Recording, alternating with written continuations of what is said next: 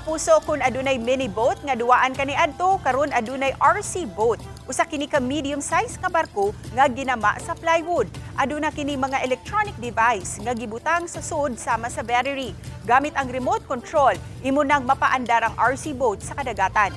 Gipauso kini ni Roel Bacos, usa ka aircon technician, 50 anyos nga taga Miglanilla.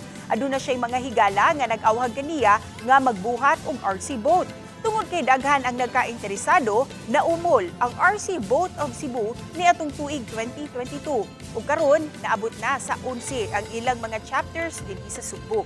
Gani wa niya damha nga daghang mga LGU ang mangimbitar kanila aron nga mohatag og kalingawan atol sa fiesta o kaha mag-organisar og kompetisyon. Tinguha sa grupo nga mapaambit sa kabataan karon ang paglambigit og outdoor activities sama na lang sa pagduwa og RC boat, hinay nga magsigi og kupot sa mga gadgets.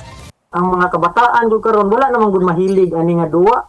Wala na tong mga duwa na to sa una ba. Whereas kami sa una magduwa pa mig takyan pero akong anak ron wala naman kailagon sa takyan.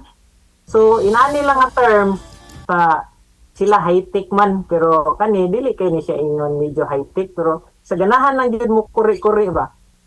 Ka mas pintaha man guni siya nga duwa kaysa ikumparar sa kanang magsige lang gani computer.